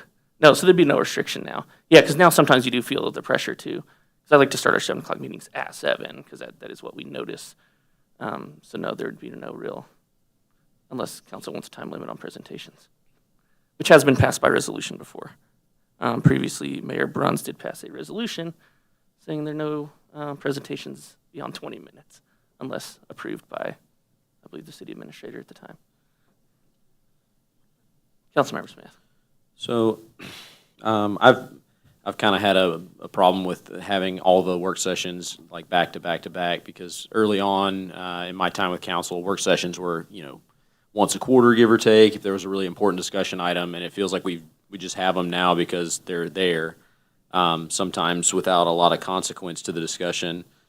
The thing I'm wondering about is the 6 p.m., like I'm okay rolling it in because the lost 20 minutes is a great point, like tonight, for example, but starting it at 7, the concern there is staff. So I know that staff, if we start a 7 o'clock meeting, you're here later, you've probably had to linger around longer. I don't know what that interim time looks like for staff, so I want to be conscious of that. 6 p.m. as a parent of young kids is very difficult because it's very hard to have 2 kids fed, bathed, and ready for bed by 5:45 p.m. to come running in hot to the meeting. But if it's really, like, I want to look and get feedback from staff, like, is the 7 o'clock start a difficulty for you because of the time commitment being here? And please be as honest as possible. We're just going to take a poll here. You're just going to go down the road. I mean, if Who wants to anybody leave has meetings thoughts earlier? on that. I think they all want to stay later. I mean, I don't know what the interim time, like if you're able to go home or. That's a if lot you're of pressure stuck on the here. spot there. I mean, I'll say generally, I've heard from most staff positive things about this. And I mean, it is mostly related to getting out earlier in the evening, I think is the general commentary. I don't know. I mean, I'd like to get out earlier too, I'm not going to lie. Councilmember Toll. I think in the last year, we've maybe had 1 or 2 meetings without a 6 o'clock meeting. So I'm very much a fan of this because of the dead time that we have in between meetings, and also because sometimes it feels like we're stretching to fill the hour, and that's really not necessary. So I'm a fan of this. Something else that I like in the memo that went along with it is that the public comments is still a consistency at the beginning of the meeting, like it is now at 7. It's just at the beginning of the meeting that would start then at 6 o'clock. I think it's important that you keep the public comments the same every single meeting. So it's not after the discussion item, it's in the beginning of the meeting, so people know who want to make public comments, when to be here, and how to do that. I think that's an important piece. It's basically what we're doing now, but calling the work session discussion items and eliminating the need to fill the hour if you don't need it, and eliminating the gap when you don't need it. Essentially just making it run more smoothly. I always feel bad for people that come to the work sessions and the meetings, and we have a 30-minute gap in between, you know? There really isn't much to do sitting out there for 30 minutes, and it seems like a waste of time. So I would very much be in favor of this, and I feel like we've been coming at 6 o'clock every meeting anyway, so it'll just keep it rolling. I didn't pull year-to-date stats this year, but generally, 2019, we had 19 work sessions. 2022, about 20 work sessions. I rolled through it real fast. Some of them are marked as special sessions, some work as sessions. So I ran through them pretty fast. The COVID years did drop down. I think some of those were because we noted them as special sessions, even though technically by ordinance they're all really special sessions. No, as you mentioned public comments, one thing, it wasn't intentional, but I did think through afterwards. It would also give the public an opportunity to comment on the discussion items or work session type items as well before we discuss that, which is something we don't currently do. Other than that, I don't know how else I could talk about this. There's really not much else to add. It's the hour shift for, I think I probably noted the memo, streamlining and just trying to move the meeting along. First reading? Second. There we go. Further council member comments? I have a question. Councilmember Toll. If we had a discussion item, like Katie had said, if we had a discussion item that was going on in excess of an hour, it could be, we could have a motion to table it, could we not? And you mean bring it back another meeting or back later in the Yeah, meeting? just to table it for the night and bring it back Yeah. another meeting. Yeah, I mean, you could always, yeah. Yes. Okay, further council member comments. There's a first and a second. All in favor, please say yes. Yes. Yes. Opposed, no. I abstain on this one. There we go. We'll declare that passed. Yeah. Second reading? Now I need a bill Second. reading. Word 4, someone reading the bill. Someone reading. Are you ready for me to read it? Are Oh, we you're good? doing. Yeah, you got to read now. Okay, Crystal, before you read it, is there a matter of procedure? Because I have thought about a 6:30 as a compromise, but I just cannot overemphasize how difficult it is to come running in at 6 every time. Chief Freeman makes fun of me. I come in at 6:02, just trying to wipe the suds off my arm because I just threw 2 kids in the bath. I mean, it is very difficult. I don't know if a 6:30 cures any of this or helps at all, but it is so hard to get here at 6. Council member. If the council wills to go 6, we'll do it, but it's tough. Oh, sorry, did someone wave? Crystal's point. There, council member Safer. Yeah, this may be a solution in search of a problem in a way, but there have been many various council meeting times over the years, and it may help and it's worth trying. It doesn't mean we're going to have to do this forever and ever. If it doesn't work, we can reverse it. So I suggest we go for it on those grounds. They used to start meetings at 7:45. I can't even. Tom probably remember. We have a motion and a second. There's a motion and a second. No, that's already passed. Yes, Now we're that's waiting passed. I on bill need to reading read. here. Okay, I see no further. Okay, go ahead and read the bill here. Katie, did you have something? She had her hand up. She did, and then she didn't. She did. I wasn't sure. An ordinance amending the time that regular city council meetings are held and amending section 2.04.010 of the code of the city of North Kansas City, Missouri accordingly.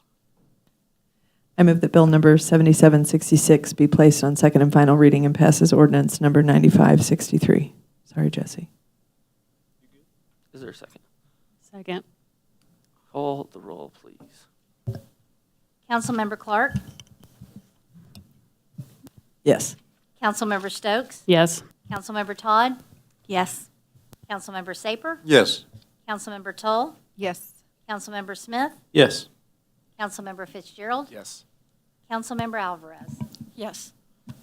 Now you- An ordinance amending the time that regular city council meetings are held and amending section 2.04.010 of the code of the city of North Kansas City, Missouri accordingly.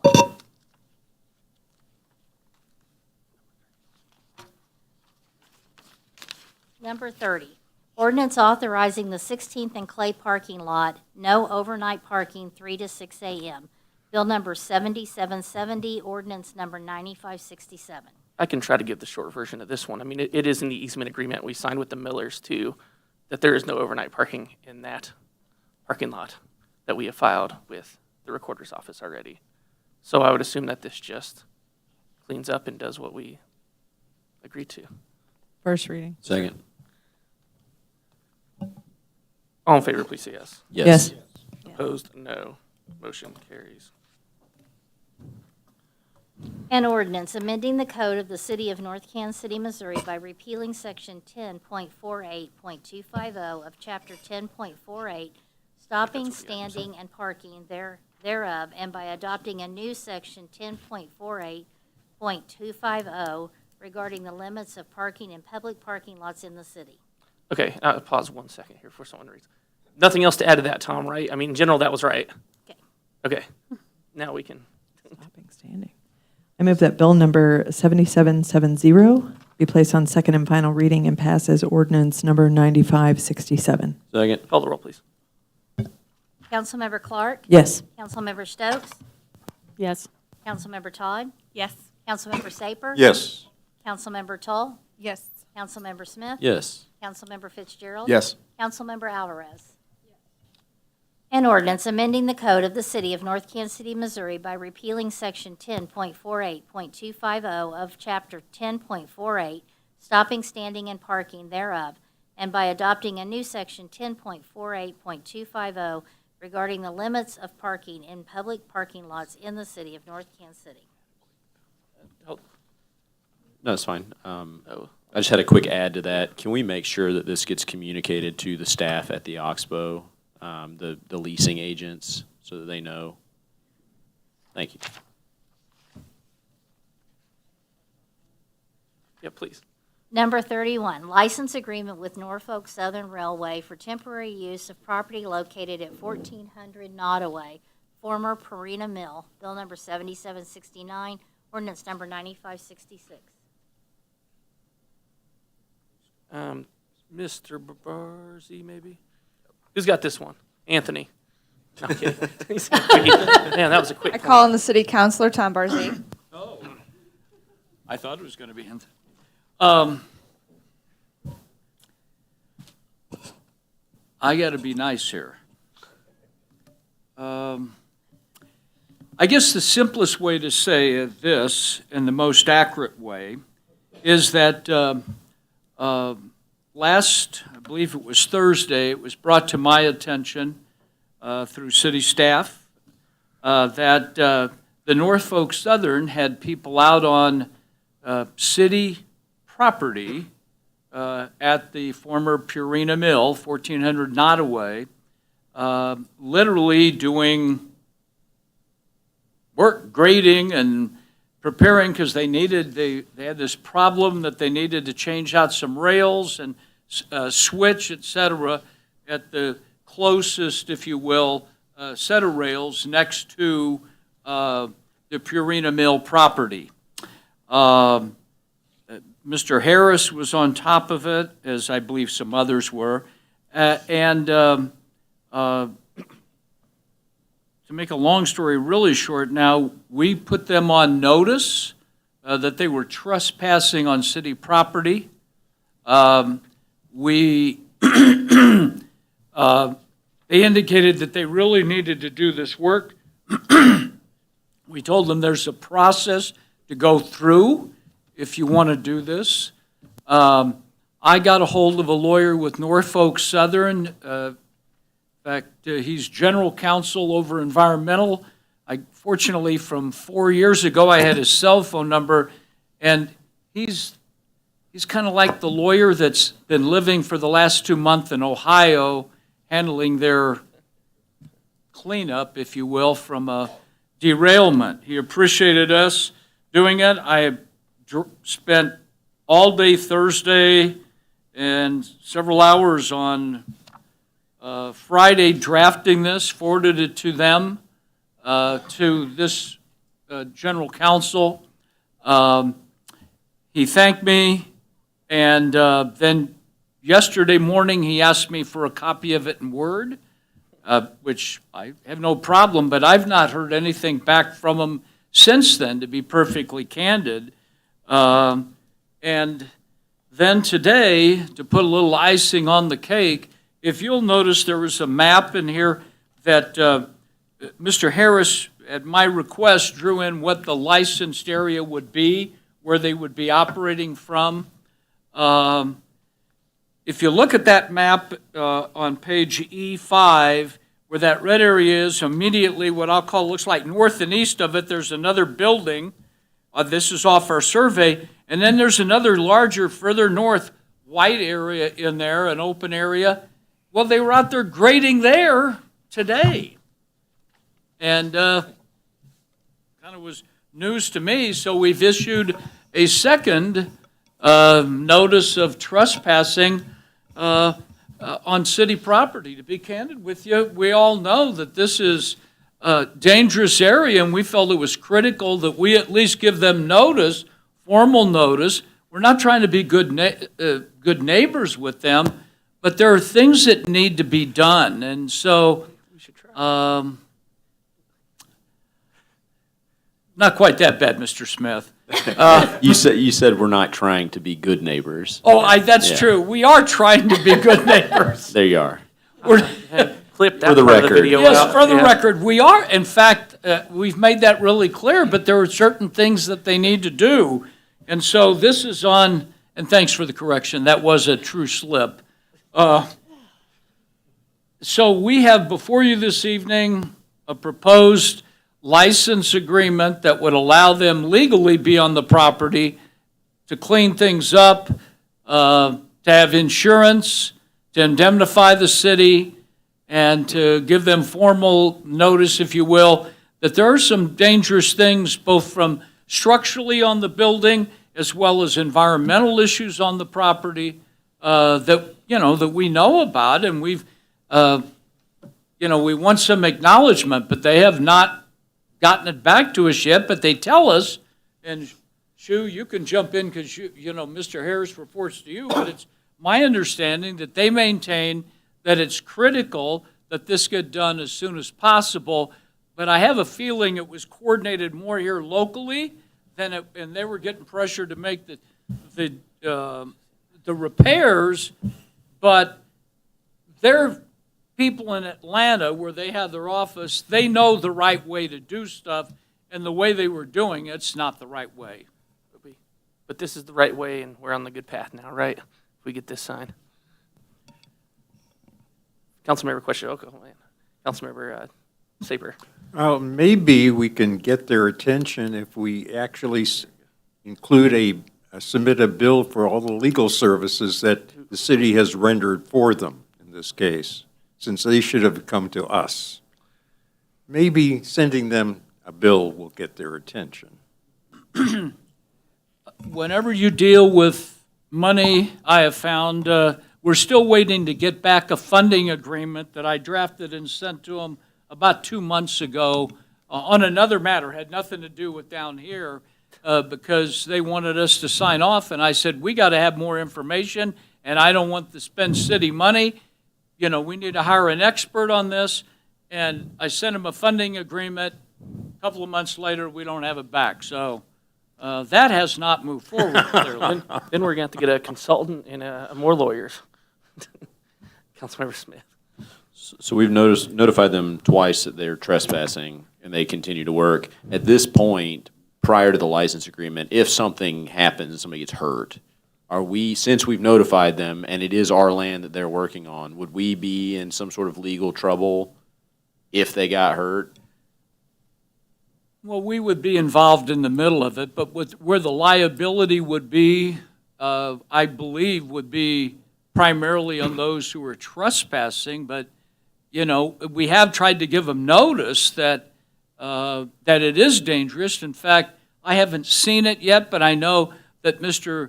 Harris, I believe, we had an engineer out there just in the last couple of days, right? I'll You may speak know on more that. about that than me. Right, I'll speak on that. So I cannot give you legal advice, FYI. However, we're doing what we could do possible to prevent that from happening. We have notified them, their central office, and the local staff that they're trespassing. They're entering into a dangerous area that has a dangerous structure. And we are also we have been continuously working and monitoring this per mill, that we're getting a structural engineer to reevaluate the site, because throughout the time, it has been deteriorated rapidly. So the structural engineer has met the staff on site, and we're about to get a report to understand what's our next step.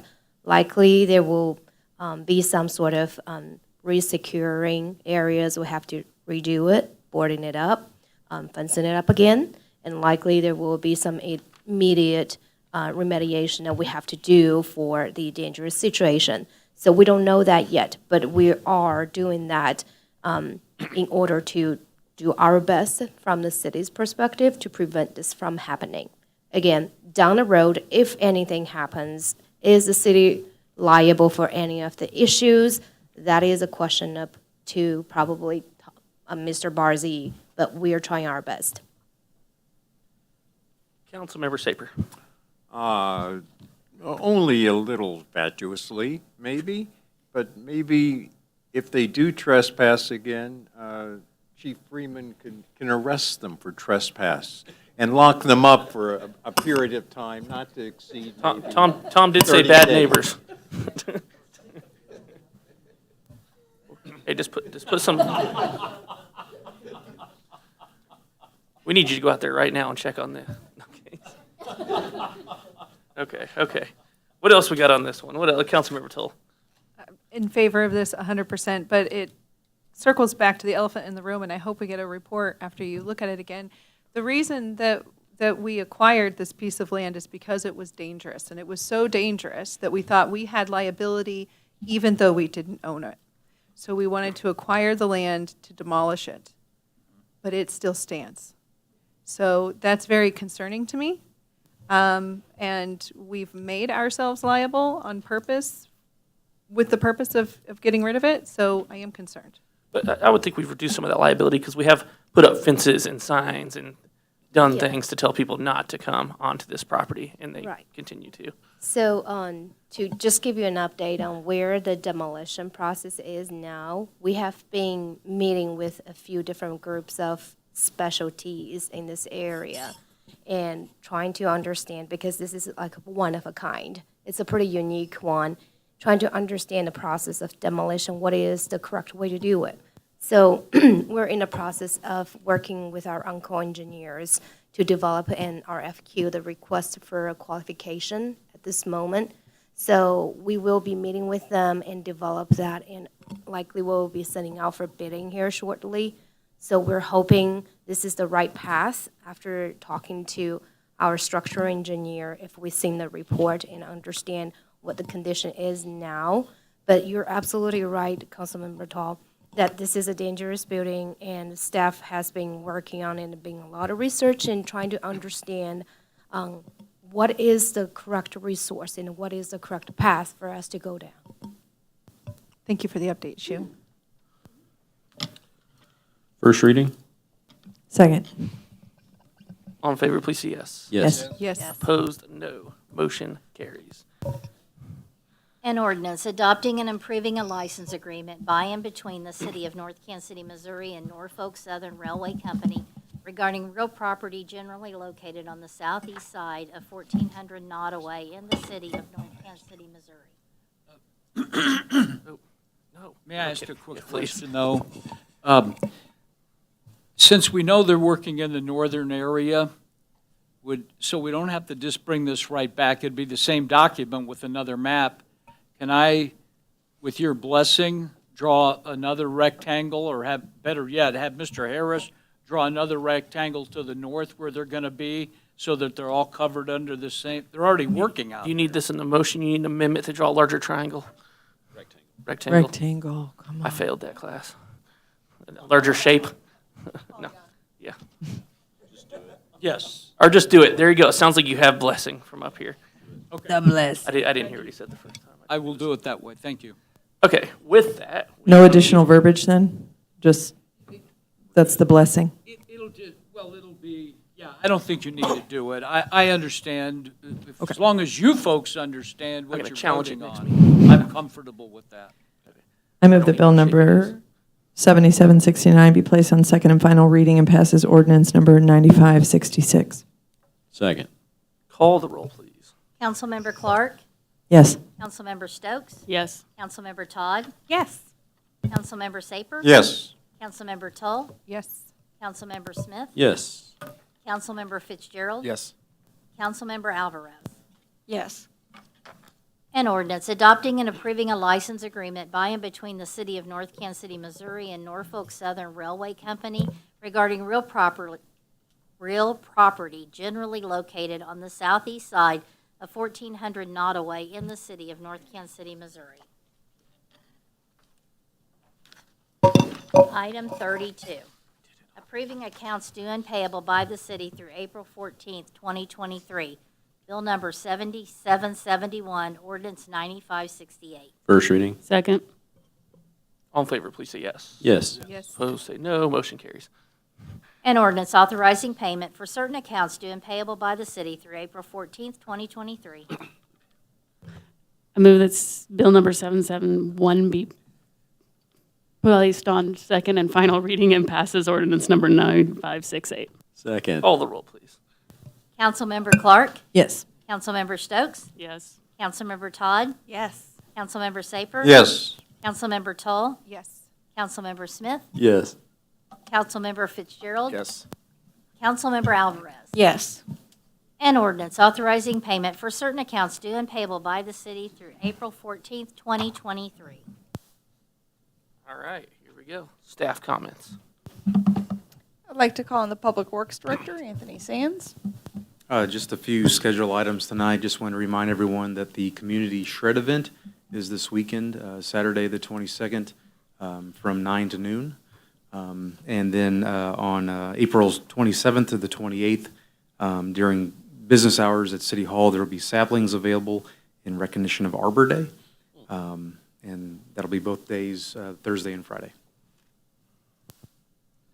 Thank you. So just to point out a few things on the staff comments, there are some items from the YMCA, some financial reports, the next fiscal operating budget from them, as well as the yearly allotment that we have expended on the community center, as well as there's an item on here called Carbon Reduction Grant Program. So I thought I would ask the city council before we started kind of pursuing some grant opportunities, because there would be a fiscal ask for these. It's not in the budget, it's kind of a new program. So the Mid-America Regional Council is facilitating a carbon reduction program, and they are soliciting grants. We have been contacted by Ride KC Bike, who we contract with the electric bikes here in North Kansas City. They are wondering if we would be interested in increasing our current fleet on either a pilot or an ongoing process with adaptive bikes for those with mobility constraints or cargo bikes. This would be in addition to our current electric fleet. I have no idea what the cost would be for that, should we be awarded that grant. But before we kind of started to spend a lot of staff time going through a proposal, is that something that the city council would like us to pursue? Anyone opposed there? All right, there we go. Yes? Yeah. Okay. Yeah. Everyone's fading. So we can work with Ride KC and Bike Walk KC on that grant opportunity, and we'll keep you posted as we learn more information about that. Another quick item is we did hear from Kansas City, Missouri Parks and Recreation Department that the Anita Gorman Pool is closed for immediate repairs. It cannot open this season until those repairs are conducted. They began today. So we really don't know when that particular pool would open. And Parks and Recreation has asked us not to sell Gorman pool passes until they have an idea of when they would open. We'll have to go over there in the children's fountain. So we will, we plan to put this information out and we can review, but we wanted to share that. I quite literally got the email today. So that's kind of just 2 quick updates from myself. Is there any other directors that have any updates? Nope? Okay, that's it from us. Chief Argus, nothing? Okay. Where are we at? Councilmember Clark. Welcome to the Parks Board, Heather. Great to see Ward 4 representation again. To the EIC, thank you for your researched response to the TransCare bill banning gender-affirming care. And April, thank you so much for your vulnerability and truth and sharing that with us as a community and presenting this evening. We certainly want everyone here to feel seen, heard, welcome, and protected, as mentioned in your response. And I would gladly support and co-sign your statement. As a reminder, Saturday is the HOA bridge cleanup at 1 o'clock. If anybody wants to come on out with some trash bags and a broom. Thank you, Shu, Anthony, and Kim. I think it's the 3 of you that will be attending that fun training tomorrow to decide our fate as a city. No, just kidding.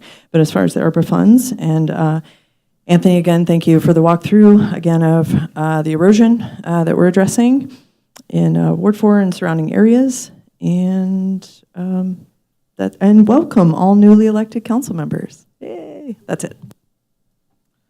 Thank you. Councilmember Stokes. Yeah, I also wanted to thank April Jones for coming out tonight. And I also would be in support of signing something to make sure all people in our community feel accepted and loved. Also excited to have Heather on the Parks Board. Jesse, to your comment of getting kids ready before 6, I get it. I think you can do it. And welcome to everyone else. All right, now it's where the list is going. Councilmember Todd, welcome. Thanks for having me. Excited to be here. First, I just want to say thanks for the public comments from Jeff and April. It always just is such an encouragement to see people come out and speak on the behalf of the city. I'd love to see even more of that, so I appreciate that you took the time. I would be also on board to help and co-sign on your statement. Otherwise, I'm looking forward to going home soon. Thanks. Councilmember Saper. Again, thank you to the Equity and Inclusion Committee for the statement. And because of the time-sensitive nature of getting this out, I don't know if the council could actually come up with one on its own, but that would not prohibit council members from signing on to this, and I intend to do so. Thank you. And encourage others as well. Councilmember Toll. I wanted to say welcome as well to everybody. This was a really big meeting for your first meeting, a lot of heavy things, so well done. To that end, the KCATA discussions, and you may tune out after a while because we've been having them for a while, but it's really important that if you're listening to this at home or you're here listening to this, this is very serious. We're talking about running these routes closed door through North Kansas City. That will have an immediate impact on our citizens. So you need to contact us, your council people. Let us know how you feel about that. We also need to start thinking forward to alternatives because it's looking very much like this is a real possibility now. And as someone who very strongly supports public transit, that's a scary reality. But not having a voice at the table and skyrocketing costs makes this something that could really happen. So if you're watching this, and you've been watching us talk about it for every year that I've been on here, this is getting real. Pay attention. It's time to contact us and let us know how you feel, and if this would put you in a bind if the doors were closed in 3 months. And thank you. There we go. Councilmember Smith. April, excellent comment. Thank you for speaking out and supporting your daughter and your grandkids. That is wonderful to see, and you've done a great job. Dr. Jeff, you got the timing on the public comments this time around. I just want to point to you as somebody who's doing this the right way. You saw a problem, you came and spoke about it, and you're pursuing what needs to be done. So for others watching who have, grumbled about things, come and make a speech, come talk to us so that we know and put it on the radar. So thanks for coming out. And, if I didn't say it, April, I'd be happy to sign on as well. Continue on. Councilmember Fitzgerald. It was nice hearing all the public comments tonight.